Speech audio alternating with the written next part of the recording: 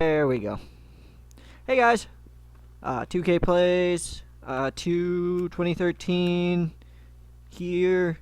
We are doing the first episode of Mid-Atlantic Wrestling. I am playing as Sam Keith, the canon owner of the company. So let's get started. I'm going to do the roster recap, and I think, yeah, we're losing Finlay. So I think we need to replace him. I'm not sure. Let's check our deal roster. Yeah, we need to replace him, and I will do so with one of my favorite wrestlers, Roderick Remus.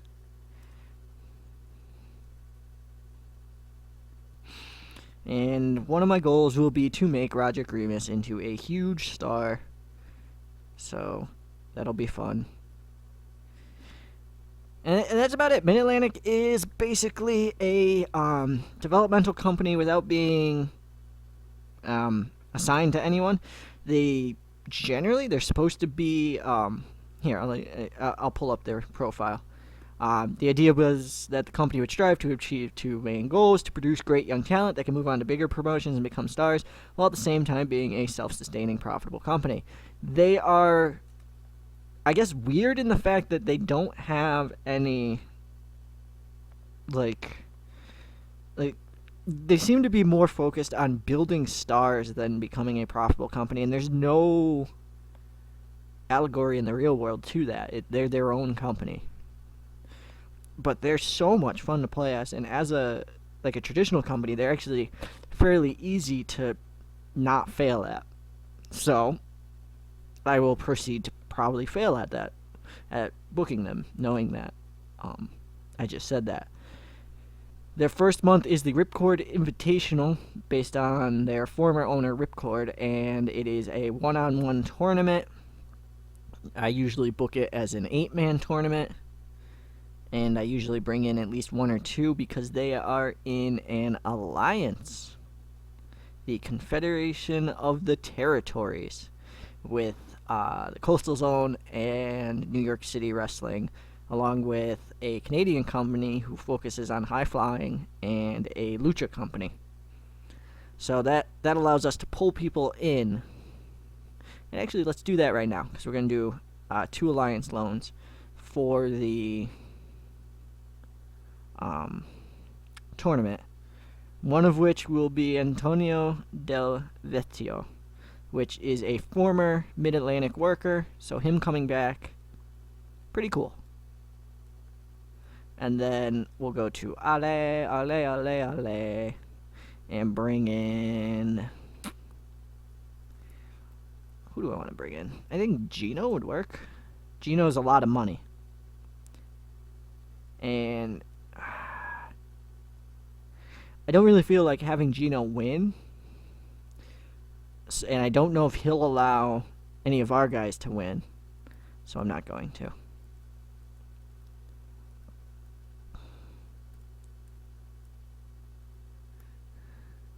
You know what? I'll do it, and if he doesn't let him win, I'll just do an angle. That's the good thing about Mid-Atlantic, is they allow for shystiness, I guess. So just auto push it so you don't get those knocks. Let's see what Gino ended up pushing as. Mid-Carter, yeah, so he'll lose, probably in the second round. He'll get 1 win over an upper mid-carder or something, and then lose in the second round to the eventual champion, maybe. I don't know. Anyhow, let's look at the roster. Wow, I apparently suck at this game and can't click on the right thing if my life depended on it, even though I already did it for a bunch of other companies. Come on. Ace Youngblood, he is a stereotypical Native American gimmick guy. That's about it. He uses all the stereotypical Native American moves. He's he's getting up there in age for Mid-Atlantic, and I may let him go soon. But he's a good guy to have around. I'd like him to get to the main event before I let him go. Cameron Jones. he's generic as hell. Um, he's just an old school cheaty face heel. I'm probably gonna build up a character for him, but he is basically a average at everything heel. Not much to write home about. Apparently, he's very good at being a heel. He's an 83 at it right now. Cameron Vesey, the son of the owner of New York City Wrestling. He's a very good hand to have around, and probably one of my biggest main eventers. I love writing for him. He's in a stable with he was in a stable with Jay Cord and Brett Starr, and now that both of them are gone, he is the lone guy remaining. So he's the big time here, and he's got the second generation rub, and he's a heel. So all signs are pointing up for him. I love working as him. I don't know. I think of him as kind of like a, what was his name before it was Curtis Axel? Whoever his name is, the son of Mr. Perfect. That's how I think of him. He's, very talented in his own way, but has that rub of being the son of someone too. Casey Valentine is also the son of someone, although he's actually better than the person that he was trained by. He uses the same kind of gimmick as Vesey. He uses the same, same Healy, I'm second generation, I'm better than you, I'm better than all these people. And he's very young, so he could get a lot better. He's a great brawler, and I could see him ending up in USPW someday. I don't know. I like him, but I don't like him as much as a lot of other people on this roster. Citizen X, I hate him. I don't know what he's supposed to be, but he's kind of like an anarchist who hates the company, but is a face. I don't know. I guess if the company's evil, that works, but Mid-Atlantic seems like it would be an IWC, like, they would love it. So I don't understand why he's seen as a face if he's an anarchist. So expect him to get a D push, because he just seems like he's a contradiction, or he'll get a heel turn. Copperhead, he's got really bright hair. He runs the weirdo gimmick, and I like pushing him as comedy, but he doesn't have a lot of talent. So, bird clock. I don't know if you could hear bird clock, but it's going. Finlay, big guy. I don't know, brawler, big, can do the Irish gimmick, but he's leaving, so it doesn't matter. George Wolf, son of a jobber. He's, I guess, he's a tough guy. He's playing a heel right now. I don't like his Chosen One gimmick, because he's really low on the card for that. But I guess his gimmick is that he was Sam Keith's chosen star, so that he's supposed to be tearing up the roster for Sam Keith. Hallelujah, Brett Starr still is here. My bad. He is the son of one of the biggest stars in wrestling ever, at least in this universe, Mickey Starr. And he's the grandson, sorry. And he's just kind of an entertainer, like through and through. He's an entertainer. And he's doing kind of like the Hollywood heel gimmick, which is great, but on such a low level, it's kind of hard to pull off.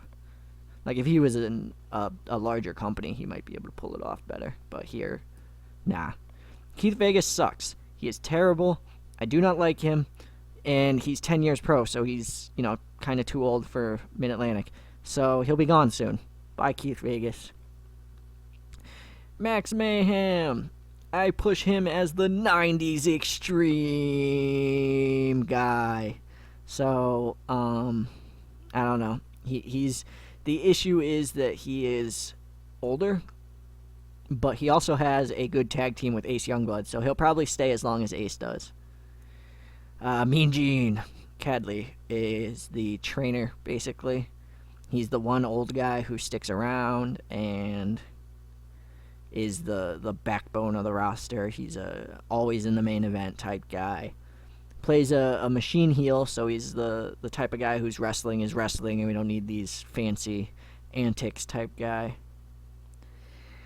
He's a fun guy to book, but nothing great. I mean, for a company like Mid-Atlantic, he's great, but I wouldn't bring him into a bigger company. He kind of flounders there. Miller Fjord is...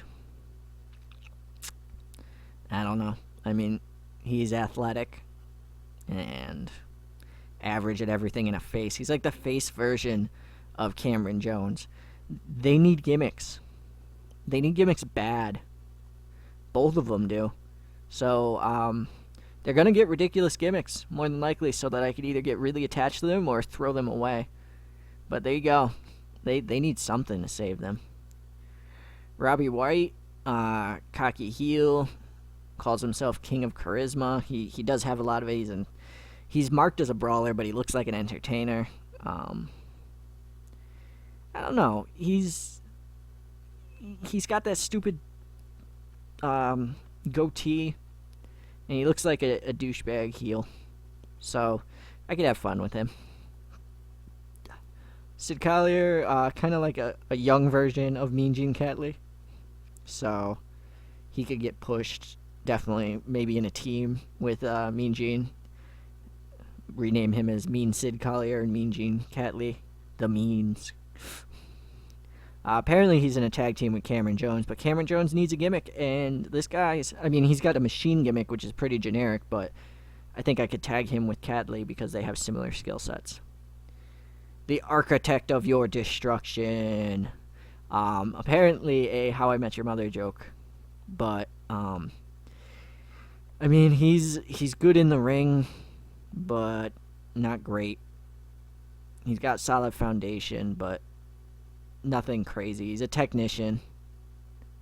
I don't know. There's not. He's a rookie, so he could get better. But his gimmick is boring because he's gonna be a jobber for a while. But if he ever wants to make it out of jobber status, I think he's gonna need to actually get a gimmick as well. So, interview Miller Fjord. Your gimmick's terrible. I mean, I can change it, but gimmicky.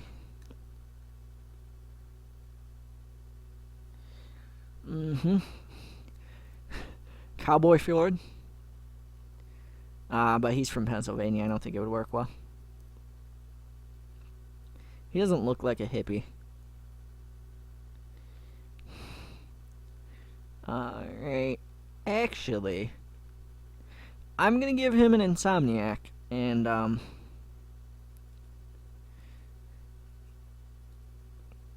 here's... His gimmick is kinda a,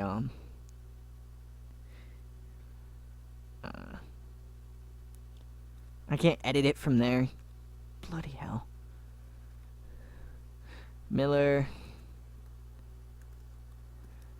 High life of the party. Fjord. So he's a party guy who stays up too late in parties and never has the energy to wrestle. But he's a face because, you know, he's just such a cool guy. He parties. Yeah. There, now he's got a gimmick. Alright. Cameron. It's too soon. Cameron, you're gonna job. Cameron Jobber Jones. Alright, and there's your roster. I did an edit, brought in a couple people for the tournament. I'll likely have signed Roderick Remus and given him a gimmick before the tournament, so I'll review that before booking the tournament. And I will see you you guys when I actually book the Ripcord Invitational number 8. See you then. Bye.